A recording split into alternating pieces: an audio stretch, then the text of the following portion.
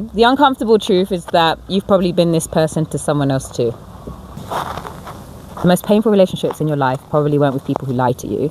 It's probably with people who convinced you to lie to yourself. Or maybe people who aligned with the narratives that you've set so that you can lie to yourself.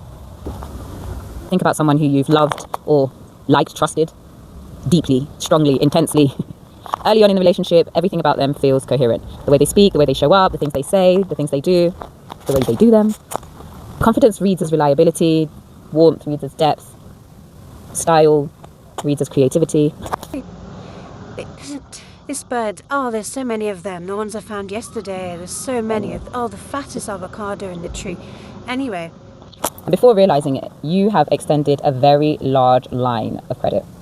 You've opened a huge account in this person's name and you've barely even realized it. You have placed a halo on top of this person's... That's so funny I say that with the sun beaming. You have placed a halo on top of this person's head. One positive quality, one positive characteristic leads you to an assumption about all the rest. An assumption that I think you wanted to make, to be fair. And you made it easy. They made it easy for you to make, should I say. Maybe. In accounting, credit is extended before settlement. It reflects expectation, not evidence. In personal relationships, we extend enormous amounts of it. To partners, to friends, to colleagues, to family. You need to take a stand, Angela. You need to draw a line in the sand. You need to stop with this wishy-washy.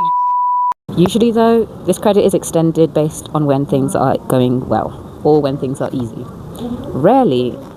And this is where it gets very honest. Are we checking in on the debt side? What has actually been transacted? What does someone do under pressure when it costs them something? When no one is watching and there's nothing to gain? Who really shows up? As in, who really are you?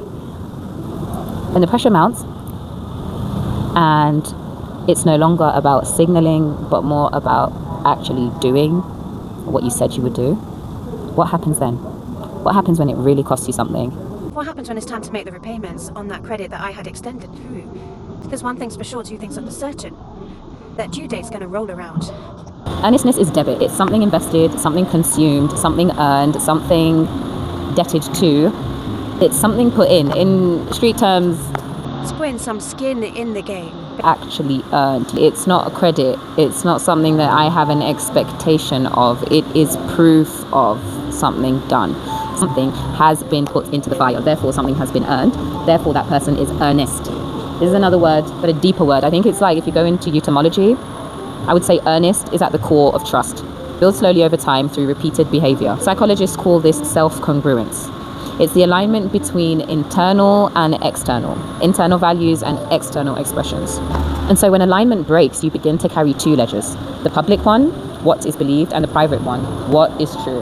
The gap between them is where the real cost lives. And this is what I really want to get at. Us to discuss.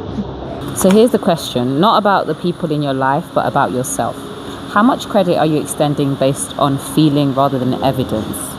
And how much earnest debit are you actually building in the gap between who you are when someone's watching and who you are when they are not?